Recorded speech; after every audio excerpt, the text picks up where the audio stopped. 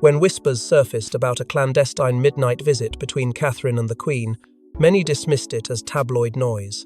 But when the palace refused to comment, and Catherine broke her silence with a cryptic confirmation, the royal world was plunged into a spiral of speculation, betrayal, and buried truths. What really happened behind those locked doors? Before we go deeper into what this really means for the royal family, make sure to subscribe so you don't miss a single update. It began not with a royal announcement, but with a seemingly benign question from a seasoned journalist, one that, under normal circumstances, would have been dodged with polished ease. Yet Catherine, eyes locked and voice low, offered something far more incendiary. "Yes," she said. "I did visit Her Majesty that night." That single sentence fractured the illusion of palace calm. No clarification, no denial. Just the cold shock of confirmation that a meeting, cloaked in secrecy and utterly unprecedented in timing, had indeed occurred. Within hours, the news gripped every global outlet. But inside Buckingham Palace, the fallout struck deeper. Senior aides were reportedly summoned for emergency briefings, security protocols were quietly revised, and for the first time in years, the iron walls of royal privacy showed visible cracks. The Queen's private quarters are sacred ground spaces bound by unwritten codes, where even heirs tread lightly, and only at her behest. Senior royals know the rules. Daytime meetings are scheduled, ceremonial. Nighttime access, however, is not just rare, it is nearly forbidden. So for Catherine to have entered those rooms, alone and unannounced in the dead of night, was a seismic breach of tradition. One that could only mean one of two things: desperation or defiance. The gravity of Catherine's statement set off a chain reaction. Paparazzi swarmed royal residences, hoping to catch a glimpse of tension behind the lace-draped windows. The media speculated wildly, some claiming reconciliation, others hinting at a secret pact, or worse, a confrontation gone terribly wrong. Yet it was the palace's response, or rather, its refusal to respond, that poured fuel on the fire. A cold wall of silence. No denial. No elaboration. Just an eerie stillness that suggested something far more sinister was at play. Behind the scenes, whispers grew louder. Royal insiders began alluding to the Queen's famously rigid nighttime rituals. Rituals designed not for comfort, but control. Every hour accounted for, every document reviewed, every call monitored. For Catherine to interrupt that sacred routine meant she had something too urgent to delay or something to confess. The Queen's evening hours were known to be a time of reckoning, not mercy, and Catherine had walked straight into that crucible. This moment did more than shock the press, it sent tremors through the royal family itself. Faces once aligned in public unity suddenly avoided. Cameras. Engagements were postponed. Briefings were mysteriously cancelled. The uneasy peace within the firm had shattered, and in its place rose a chilling question: what unspoken truth could drive a future queen to breach the one door no one dared open? But Catherine's late-night confession was just the surface of a secret that had been building for years, one that led back to a forbidden alliance cloaked in candlelight. No one enters the Queen's private quarters without purpose or consequence. Rumours swirl of what takes place in those twilight hours. Handwritten letters, unfiltered orders, and oaths whispered under royal breath. So why was Catherine summoned, or did she go uninvited? The Queen's nights had always been sacred. While the world slept, she wrote. Not messages, but history. In journals bound in leather and locked behind antique cabinetry, she recorded not only events but judgments, coded thoughts on those within her orbit, decisions only she could make. Her private quarters weren't just a retreat, they were a throne room of secrets, a fortress of finality. There, she practiced the quiet rituals inherited from monarchs long dead, lighting a single candle before midnight, reviewing black-ribboned dispatches, signing documents with a pen no one else was permitted to touch.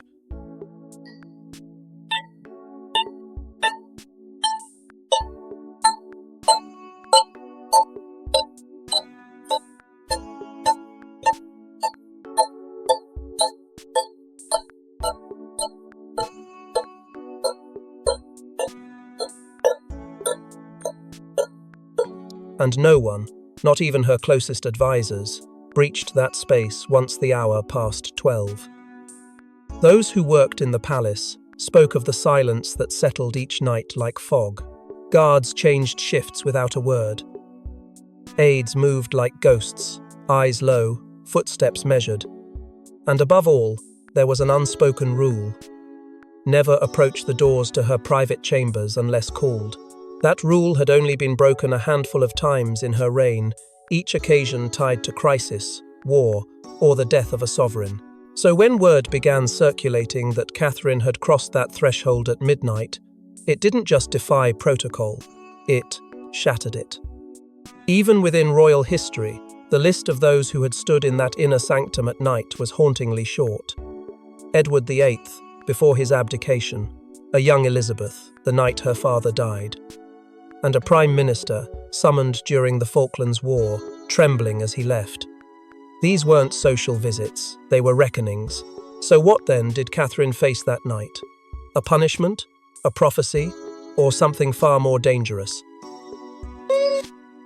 Some insisted the Queen had sent for Catherine to deliver a private warning before a seismic shift in the royal hierarchy. Others argued Catherine went of her own volition, unannounced, with information too damning to trust with any intermediary. But one thing became clear across all accounts: the breach was not just shocking, it was historic. Whispers of a Queen's list began circulating. A handwritten ledger, kept since the early days of her reign, listing those deemed loyal, disloyal, and expendable. A myth, perhaps. But after Catherine's visit, many started believing it was real. Was she added to the list that night? Or had she gone to strike her name from it? One source close to the palace claimed Catherine emerged pale but unshaken, as if she had glimpsed something eternal and unspeakable. Whether it was a blessing, a warning, or a final command remains unknown. But that visit changed her. It changed everything. To understand why this visit mattered, we must look at the volatile undercurrent within the firm, the rivalry no one dared speak of, until now. Behind every royal smile lies a battlefield. And for Catherine, that battlefield had been growing bloodier by the year. Her clash with the Queen's oldest confidantes, the shadowy Inner Four, reached a fever pitch just weeks before the visit. Could this have been the final face-off? They were never photographed, never quoted, never named in official statements. Yet within palace walls, their power eclipsed ministers, strategists, and even some members of the royal family. Known only as the Inner Four, they were the Queen's oldest allies' advisors, so entrenched in her reign that their influence became indistinguishable from her will. For decades, they were the silent architects of royal order, shaping press narratives, orchestrating appearances, and vetting every whisper that passed through the palace. But then came Catherine, young, charismatic, and increasingly adored by the public. Her rise wasn't just meteoric, it was threatening. What began as cool indifference soon turned into a silent war. Catherine, once seen as a dutiful wife and future consort, began carving her own space, advocating causes, commanding headlines, and speaking in a tone that was more sovereign than subordinate. With each appearance, her star rose, and behind the curtains, resentment thickened. Subtle moves were made to curtail her visibility, speeches shortened, engagements reassigned, and internal memos delayed. But the most brutal attacks came not from inside the palace walls, but from outside, in ink and headlines. Anonymous leaks began to poison the public image carefully built around Catherine. Rumours of entitlement, staff disputes, and coldness towards aides flooded the tabloids. Yet when investigators traced the origins of these leaks, the trail led not to distant journalists, but to whispers that pointed squarely at the Queen's inner sanctum. Still, Catherine said nothing. She smiled, she waved. But those closest to her knew the cost. Public events became stages of veiled warfare, fleeting glances, avoided greetings, the strategic seating of allies and adversaries. Every move choreographed, every expression scrutinized. The world saw poise. But behind her eyes, Catherine was preparing for war. Palace officials, in a desperate bid to maintain the illusion of unity, released sterile statements denying division, reaffirming support. Yet they never defended her. Storm held her silence. That silence, however, would not last, because silence, in the palace, is often mistaken for submission. And the inner four pushed further. One evening, weeks before the Queen's chambers were breached, Catherine received a message, delivered not by courier, but slipped quietly into the hands of one of her senior aides. No signature, no emblem, just a warning: step back or be stepped on. A line that would not just provoke fear but fury. But what truly ignited the fuse wasn't just internal politics. It was a document Catherine discovered days before the visit. In a forgotten drawer of a Windsor residence, Catherine stumbled upon a sealed envelope marked with the Queen's insignia and the phrase, "For eyes loyal to the crown, not the blood." What she read inside would change everything and drive her to that fateful night. It wasn't supposed to be there. The drawer, part of an unused study tucked behind a rarely visited corridor, held dust-covered ledgers and ceremonial briefings from decades past. Catherine, sifting through the paperwork in preparation for an upcoming heritage project, was alone, no aides, no security, just the quiet hum of forgotten history. But when she noticed the thick envelope with the Queen's crest pressed into its wax and that ominous phrase scrawled across its front, something in her shifted. She hesitated, then opened it. Inside was a letter not meant for her eyes. Written in cryptic language, its message was clear. Surveillance. Contingency. Silence. The term Operation Winter Swan appeared multiple times, always underlined. The tone wasn't advisory, it was commanding. It spoke of a future moment when the balance of power within the monarchy might need to be forcibly reset, and it referenced internal risks posed by members seen as too ambitious or too loved. Catherine read it once. Then again, and again. Her hands shook. A single phrase near the end struck her hardest. Prepare to extinguish the ember before it ignites a fire the crown cannot contain. That ember, she realized, was her. The praise, the popularity, the comparisons to Diana, it had all been noted, not celebrated, feared. Tears welled in her eyes, not just from betrayal, but from understanding. She hadn't just walked into a system designed to uphold tradition. She'd walked into a machine calibrated to destroy anyone who threatened it, even if that person bore the future of the monarchy in her hands. She didn't return to her residence that night. Instead, she sought out one of the few she still trusted, a former palace aide, long retired, who had quietly advised her since her earliest days in the royal fold. He listened as she read the letter aloud, his face turning ashen. He didn't question its authenticity. He didn't ask how she found it. He only said one thing: if you don't confront her now, you may not get another chance. His words rang like a bell inside her chest. Catherine had always believed in diplomacy, in restraint. But this wasn't a feud, it was a prelude to erasure. The kind the crown excels at: quiet, surgical, permanent. More disturbing than the content of the letter was the realization it had likely been placed there deliberately, not lost, not misfiled, planted, which meant she was being watched not just publicly, but privately. Every move, every breath. She understood, in that moment, that nothing she did was invisible to the Queen, that she had never been free, that she had been chosen, but never trusted. The decision didn't come easily. It came through rage, through heartbreak, through a cold clarity born from years of buried humiliation. Catherine wasn't going to wait for permission. She wasn't going to wait for the trap to spring. That night, she made a choice that would fracture the very core of royal order. She would go to the Queen herself, not as a subject, not as a pawn, but as a woman standing at the edge of monarchy's most sacred threshold, armed not with ambition, but with truth. The stage was set, but nothing could have prepared Catherine for the confrontation that awaited behind the Queen's closed doors. They spoke for nearly an hour. No witnesses, no recordings, But one thing is clear: Catherine entered as the future queen consort and emerged as something far more dangerous, a woman who knew too much. The palace was asleep, or at least pretending to be. Catherine moved alone through the shadowed halls, her footsteps steady but her breath tight. No royal escort, no formal announcement. She wasn't expected, or so she thought. Each corridor brought her closer to the Queen's private quarters, a space few dared approach, especially without summons. And yet, as she stood before the heavy door and knocked once, softly it opened before she could raise her hand a second time. The Queen was waiting. Whether it was intuition or orchestration, Catherine would never know. But the promiser, the message was unmistakable. The monarch had known she would come. What followed was not a confrontation, it was a reckoning. They sat across from one another in the quiet hush of power's final chamber.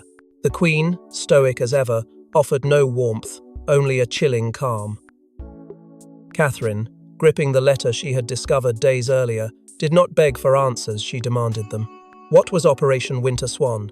Why had she been surveilled? What had she done to warrant such betrayal from a family she had dedicated her life to honor? And then came the Queen's reply, a sentence that would echo in Catherine's mind forever. You were never meant to find that. No apology, no denial. Just the quiet confirmation that the trap had always been there. She simply triggered it too soon. The dialogue turned sharp, layered with decades of unspoken truths.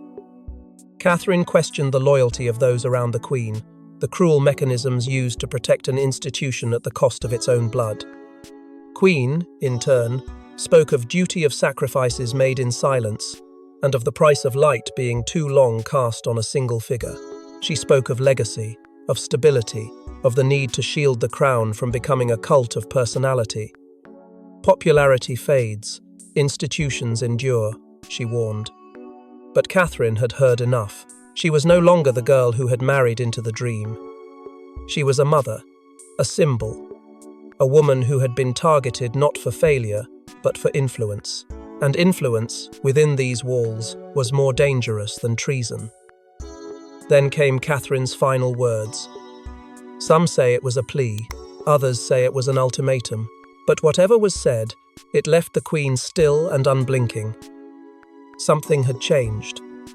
There would be no more letters, no more games, just a long silence between two women who understood the unbearable weight of the roles they had never fully chosen but were bound to carry. When the doors finally opened, no guards stirred, no aides came forward. Catherine walked, out alone, her head high, her face unreadable. The night swallowed her as she disappeared down the corridor, and for a moment, it was as if time itself held its breath. But the true shock came not from what was said, but what was done the following morning. By dawn, quiet orders had spread through the palace. A secret operation was activated, one that had been dormant for years. Winter Swan wasn't just a contingency plan, it was a royal reset, and Catherine had just become both the catalyst and the target. The night had barely faded when palace corridors once again came alive, but not with routine. There was an eerie precision to the movements of the staff, as if rehearsed for a moment no one believed would come. Phones rang behind closed doors, couriers moved under escort, and deep within the Royal Communications Office, encrypted briefings stamped with the emblem of the sovereign's private seal were dispatched to a list of undisclosed recipients. Operation Winter Swan had officially begun.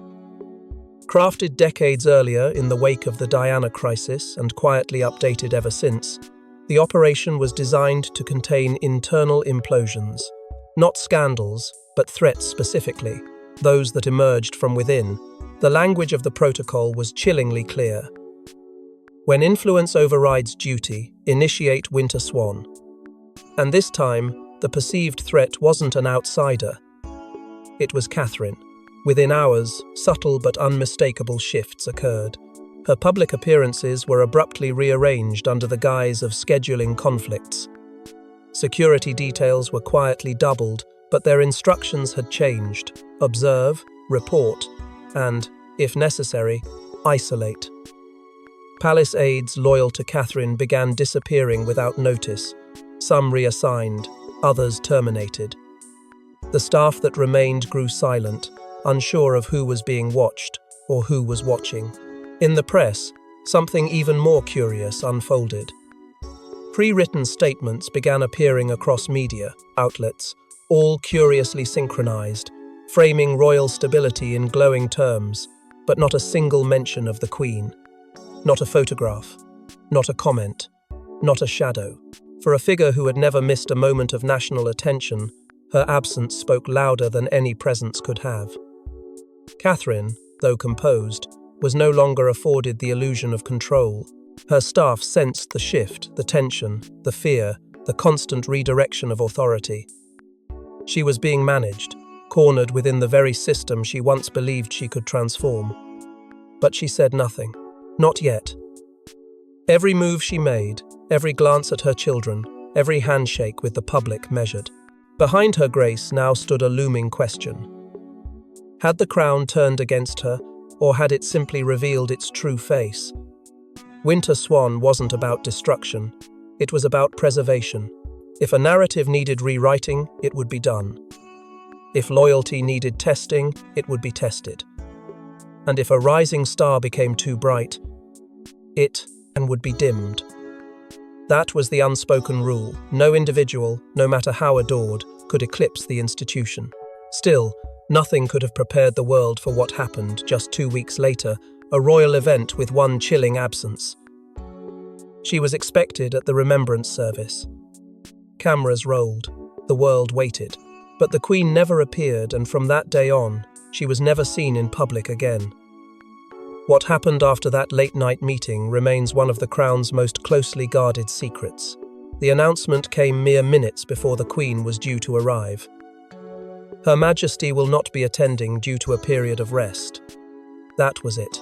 No elaboration, no apology, just a short sentence that detonated like a bomb across news outlets around the globe. This was not just another engagement.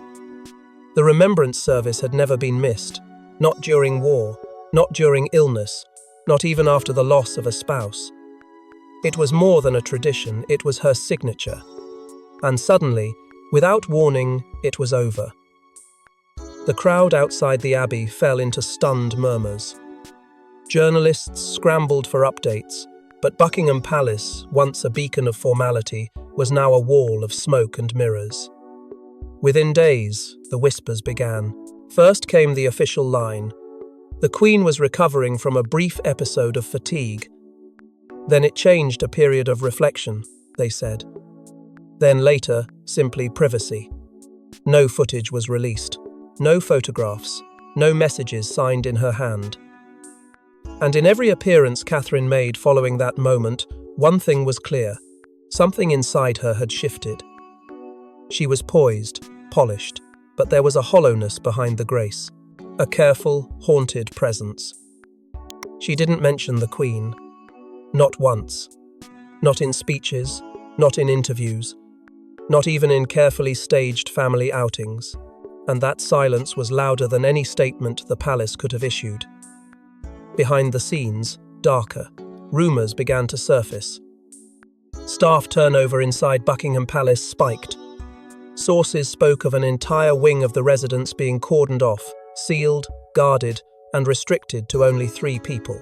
Some said it was where the Queen now resided. Others whispered it was a decoy. A single page from a hospital admission manifest appeared online for less than 15 minutes before it vanished, with the media outlet issuing a retraction, claiming it was fabricated. But screenshots had already spread.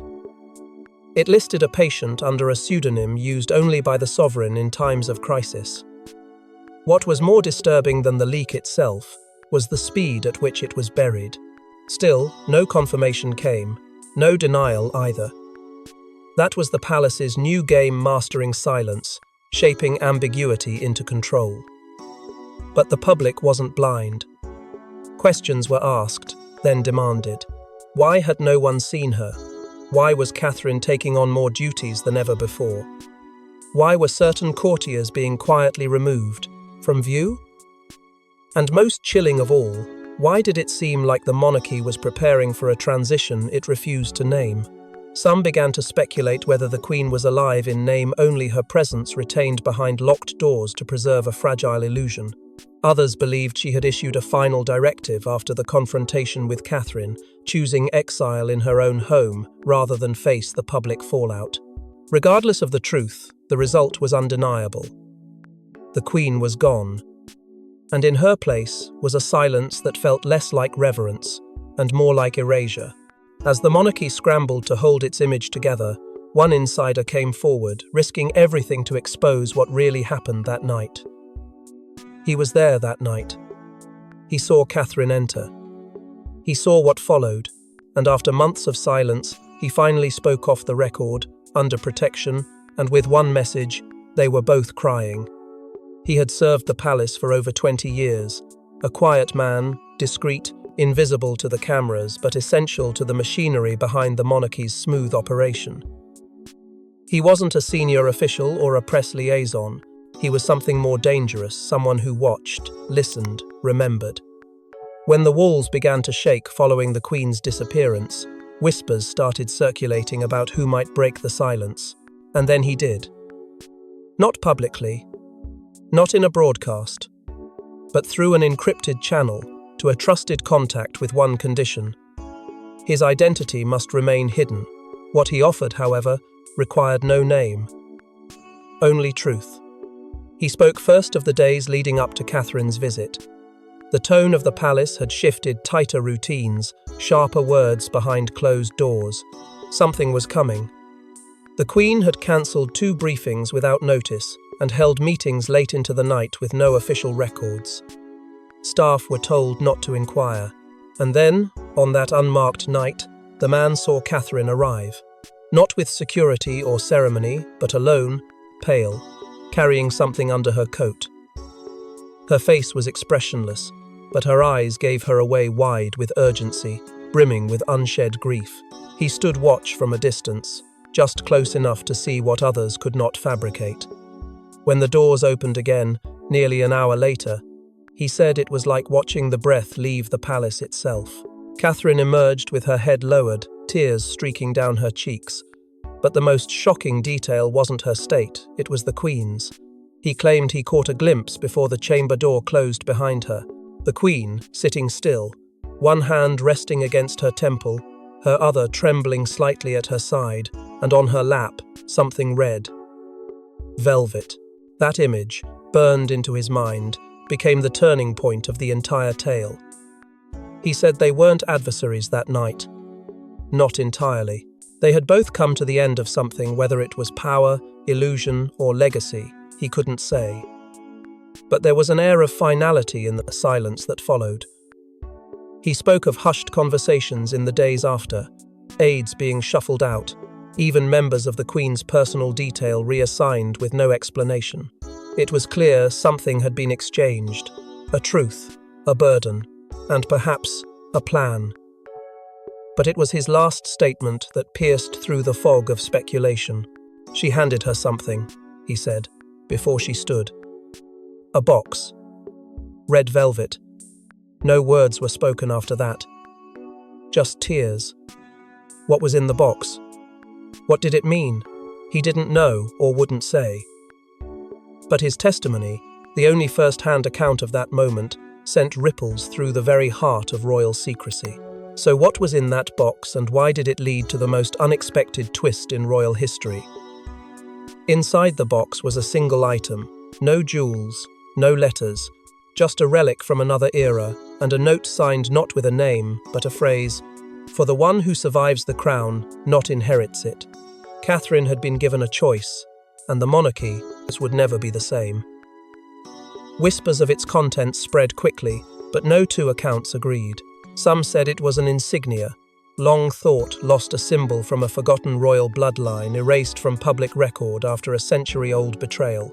Others believed it to be a seal, not just ornamental, but symbolic of a dormant authority waiting to be reawakened.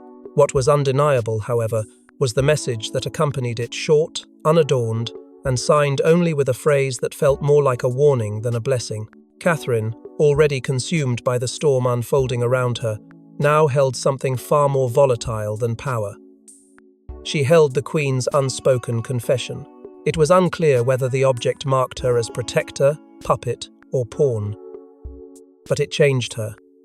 And what she chose to do next would define not only her future but the fate of the monarchy itself. Catherine did not speak of the box. Not to her husband. Not to the press. Not to her closest aides. She locked it away, metaphorically and perhaps literally, and returned to her royal duties with a chilling calm. But beneath the surface, something fundamental had shifted. Decisions once filtered through endless channels now began landing, unannounced, on desks across the royal estate, signed off not by committees, but under her instruction. Roles were reshuffled. Long-standing advisors were quietly retired. Several loyalists to the inner four found themselves reassigned to distant diplomatic posts. And all of it happened without the public ever realizing that a quiet coup had taken place not against the crown, but within it. What baffled insiders most was how smoothly it all unfolded. Catherine's public persona remained unchanged, graceful, measured, adored. But in private, she had become something different. Not cold, not harsh, but resolute. Her influence expanded in ways no one could challenge. Even those who once questioned her place within the royal hierarchy found themselves aligning under her guidance. Because, whether they knew it or not, she was no longer simply preparing for the future of the monarchy.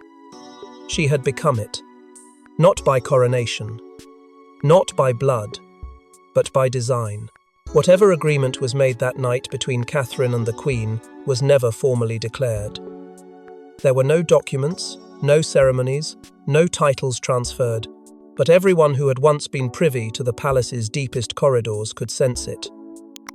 The Queen was gone. Her reign, in essence, had ended. But her final act had not been abdication. It had been selection.